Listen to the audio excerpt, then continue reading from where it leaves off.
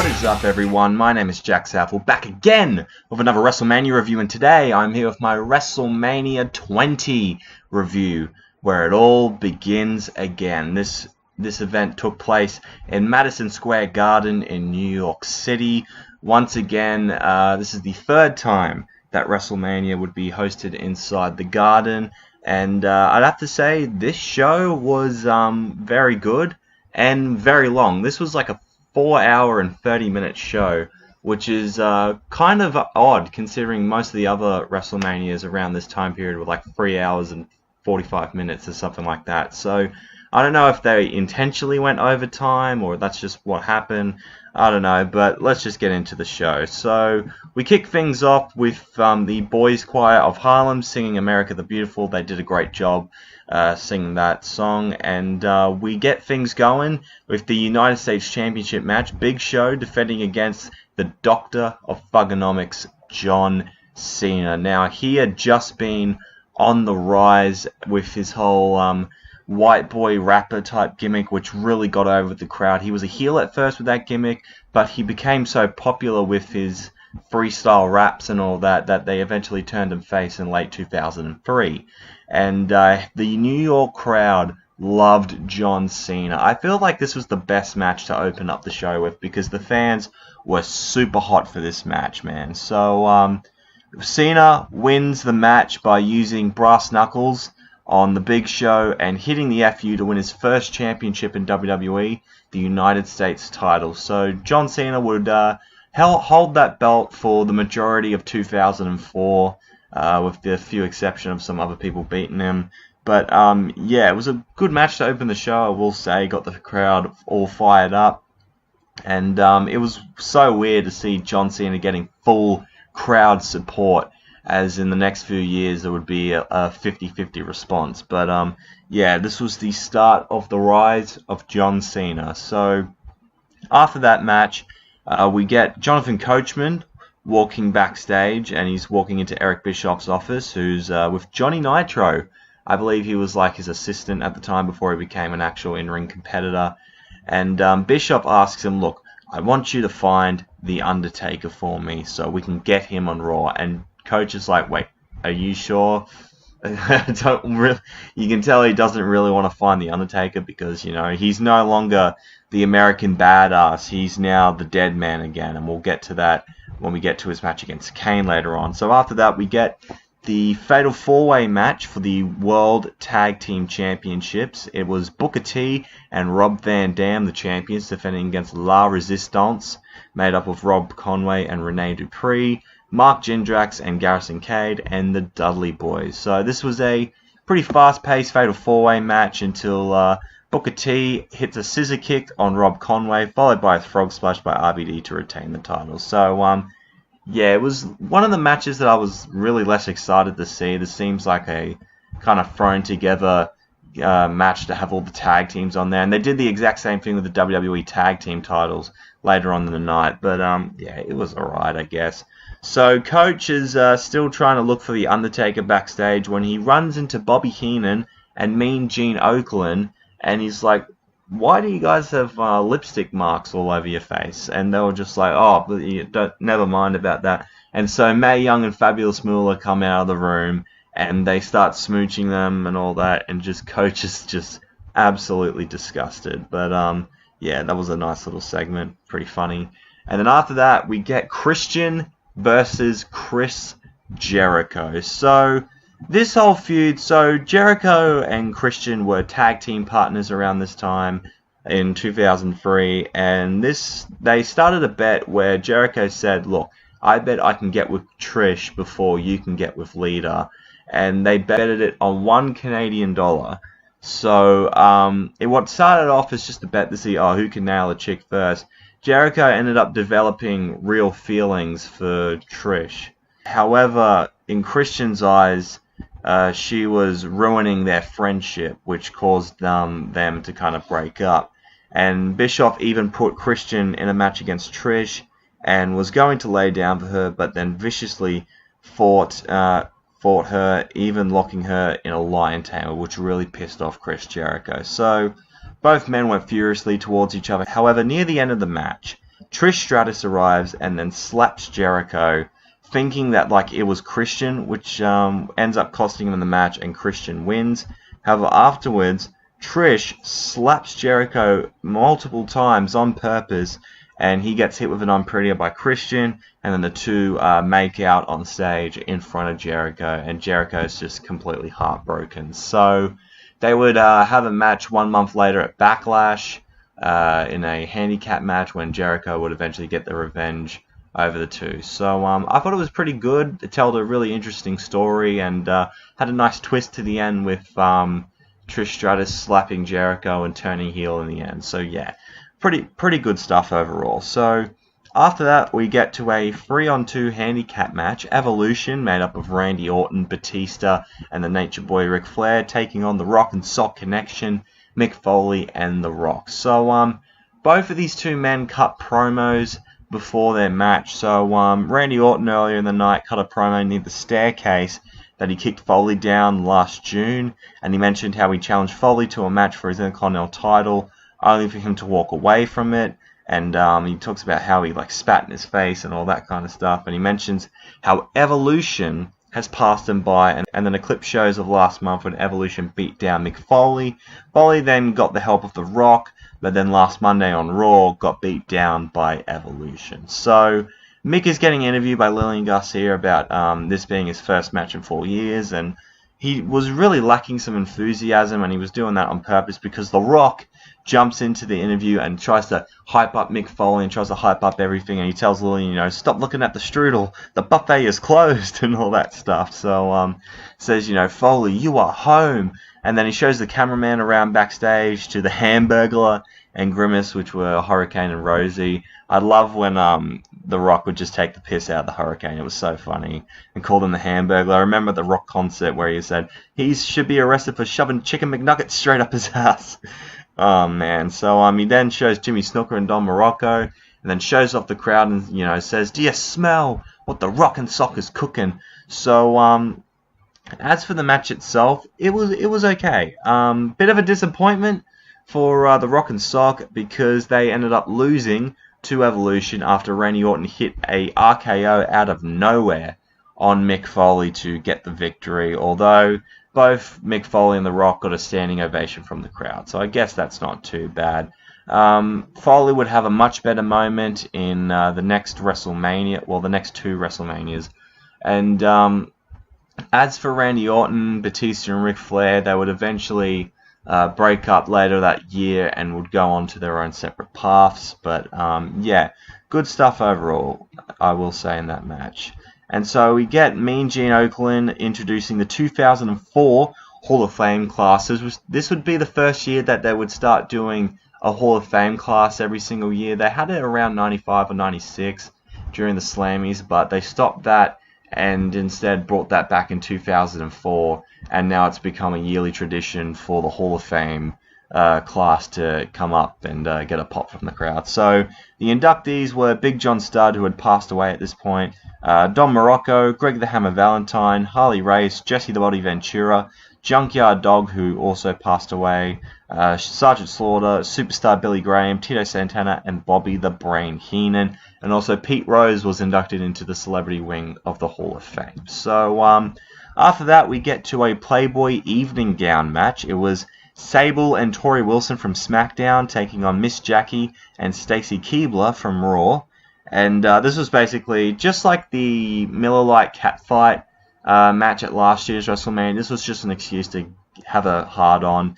Like, listen to Michael Cole and Taz's commentary. They were having hard-ons throughout the entire time. Torrie and Sable won. Everyone got stripped out of their evening gowns, and yeah, it was alright. We get backstage to Eddie Guerrero and Chris Benoit, and Eddie mentions how, they're like brothers and that no matter what, he'll be proud of him even if he wins or loses. And he says, although no one believes he'll win, which fires up Chris and says that, tonight is going to be his night, and just gets him pumped up for the match. And Eddie says, that's the fire I want to see out of you, Chris. So, yeah, and especially after what would happen at the end of the night, this would just make this moment even more meaningful. So we get to a Cruiserweight Championship Open which was basically like a gauntlet style match where all the other it was like 10 guys. The 8 remaining guys would be outside the ring, and then the 2 wrestling would start things off. So this would contain Chavo Guerrero with Chavo Guerrero Sr. in his corner. He was the Cruiserweight champion going into this match. Also in the match was Nunzio, Jamie Noble, Tajiri, and his student at the time, Akio, aka Jimmy Wang Yang, Funaki, Shannon Moore, Ultimo Dragon, Billy Kidman, and The Flash, aka Rey Mysterio. So Ultimo Dragon and Shannon Moore start this match up, and Dragon eliminates him with the Dragon DDT. Noble gets in, and he eliminates Ultimo Dragon with the Dragon Sleeper, which, how ironic is that? And Funaki enters the match, and gets eliminated almost immediately, so Nunzio then enters after that and gets hit with a senton to the outside by Noble and gets eliminated by countout. So Billy Kidman then enters and hits a springboard shooting star press on Nunzio and Noble. It looked really bad as well. It looks like he landed pretty badly. So Kidman would hit the BK bomb from the top rope to eliminate Noble, and then Mysterio eliminates him with a modified power bomb from the top, which looked really cool. Then Tajiri entered and then got eliminated by Mysterio after a standing West Coast pop. But because Akio got taken out by Rey during the bit with Tajiri, Chavo was the last entrant in the match. So Chavo reverses the West Coast pop and pins Rey with the help of Chavo Sr. to retain the title. So very hyper type match. Everyone just got their shit in for a little bit, and it was fun stuff overall. I was a little bit disappointed that Rey didn't win the Cruiserweight title. It was kind of like at WrestleMania 19 when he didn't win the Cruiserweight title. I felt like there could have been a perfect opportunity for him to become a Cruiserweight champion, but he could eventually get a good amount of victories later on at WrestleMania. So after that we get... Oh no... Goldberg versus Brock Lesnar. Special guest referee Stone Cold Steve Austin. Jesus Christ. This match has to be the most disappointing match in the history of wrestling. Not only that, but one of the worst matches in the history of WrestleMania. So, the storyline, for those who give a shit, Lesnar cost Goldberg the Royal Rumble match because Goldberg said some things about him, I don't know. And so Austin gave Goldberg some tickets to the No Way Out pay-per-view and cost Lesnar the WWE title against Eddie Guerrero. And in real life, Lesnar was on his way out because he wanted to go to the NFL, which did really well for him. And Goldberg was leaving because his contract was expiring. So the fans in New York knew what was going on. They were not stupid. The internet had just started to come in full swing. Like the IWC was just starting to form around this time. So this match was just... The fans just took a big shit on this match. And rightfully so, because these two guys took ages to even lock up with each other, you know. They would like lock up for a little bit and then like, no, I don't feel like it. It was just... They knew they were leaving, and they just put on a lazy performance. And the fans did not appreciate that. Even Austin was getting frustrated with this. Chants like, you sold out, and chanting for Austin. This match sucks. We want Brett. Boring. Goldberg sucks. And they were even chanting for Hogan. And Goldberg wins by hitting a spear on Lesnar. And then right after the match, the fans are singing, na na na na. Hey, hey, goodbye, you know, when a heel wrestler leaves. So Lesnar flips the middle finger at the fans, although he was meant to be doing it at Vince, and then flips him at Austin. So Austin hits him with the stunner, rightfully so, and he shares a beer with Goldberg, but then he gets stunned by Stone Cold. So, yeah, Austin made it worthwhile in the end. So, God, what a terrible match. Obviously, they made up for it at WrestleMania 33 for the Universal title because it was short. They actually did shit in that match, and watching this back over, it makes me appreciate the match that they had at WrestleMania 33. So, yeah, this was just... I don't want to talk about this anymore. Let's just move on to the WWE Tag Team title match. Just like the World Tag Team title match, it was a fatal four-way. Scotty 2 Hotty and Rikishi, who were the champions at the time. I didn't really know that. They were defending against the world's greatest tag team, Shelton Benjamin and Charlie Haas, the Basham brothers, Doug and Danny, and the APA, Bradshaw and Farouk. This would be a month or so before Bradshaw would turn into JBL and become one of the most hated heels in the history of wrestling. So the match itself was, it was alright. Rikishi and Scotty retained the titles after Rikishi hit a banzai drop on Doug Basham, and the two had a bit of a dance afterwards. So yeah, that was cool, I guess.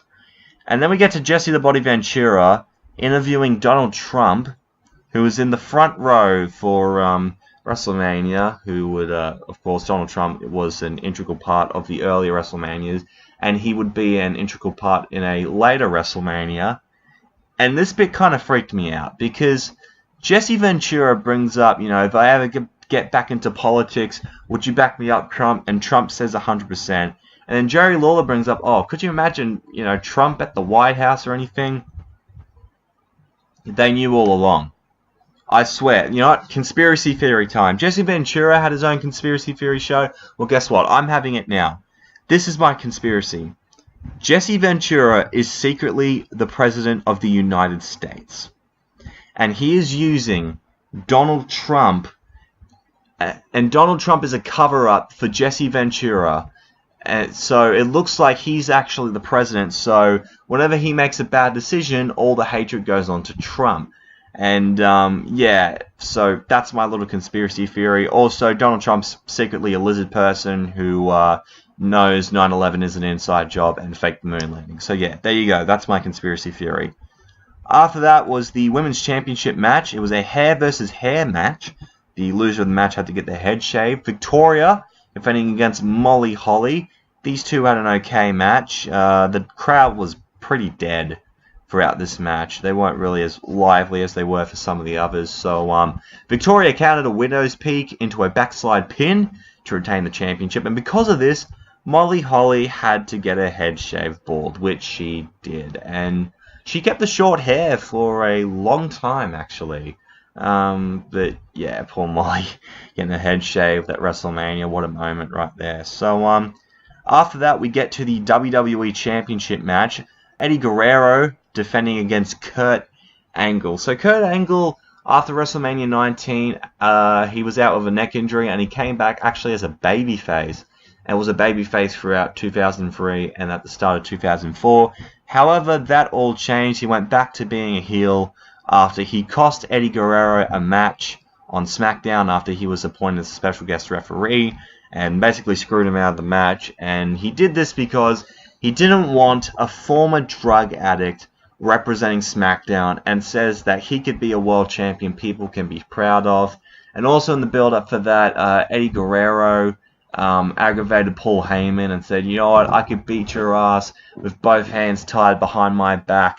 And Paul Heyman, who was the SmackDown general manager at the time, was like, okay, let's put that to the test, which was basically a trap set up by Paul Heyman. So Kurt Angle then comes out when Eddie Guerrero is handcuffed and beats the crap out of him, smacks him in the head with the world title, and which sets up this match. So the two had a really, really damn good technical showing in this match, and I love the ending to this as well, because Guerrero, he's known for being the lying, cheating, and stealing guy. So he managed to get a very clever way out of this match. So when Kurt Angle went to go for his ankle lock, Guerrero loosened the laces on his boots, and because of that, his boot just came off, and Kurt Angle just got his boot instead.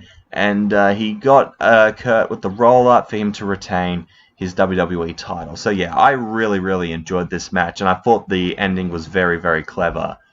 And then we get to Kane versus The Undertaker, with Paul Bear in his corner, just like old times. So at Survivor Series in 03, The Undertaker had a match with Vince McMahon, buried alive match, and so Kane interfered on Vince's behalf and basically buried his own brother alive.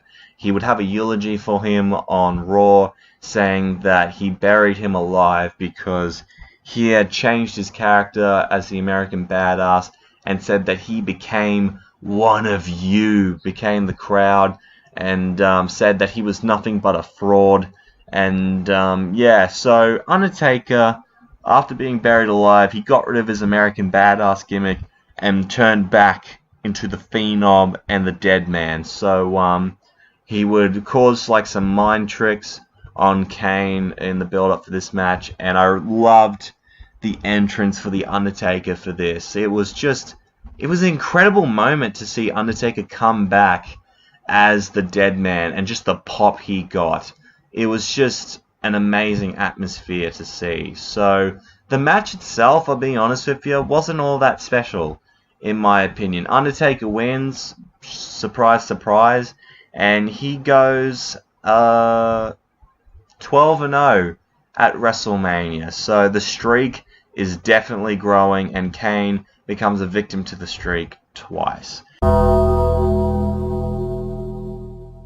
So then we get to the main event for the World Heavyweight Championship. Triple H, the champion, defending against Chris Benoit and Shawn Michaels. So Chris Benoit had won the 2004 Royal Rumble, starting at the very beginning and working his way through.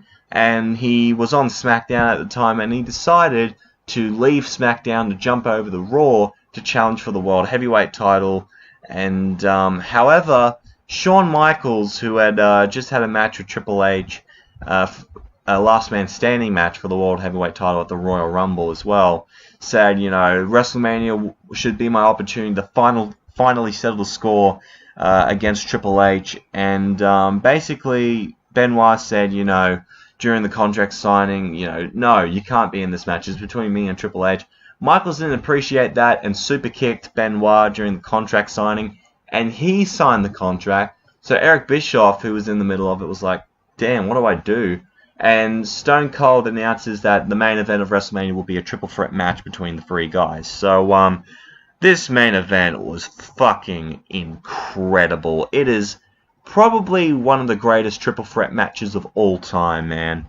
And unfortunately, this main event will probably not get talked about as much, considering who was involved with it.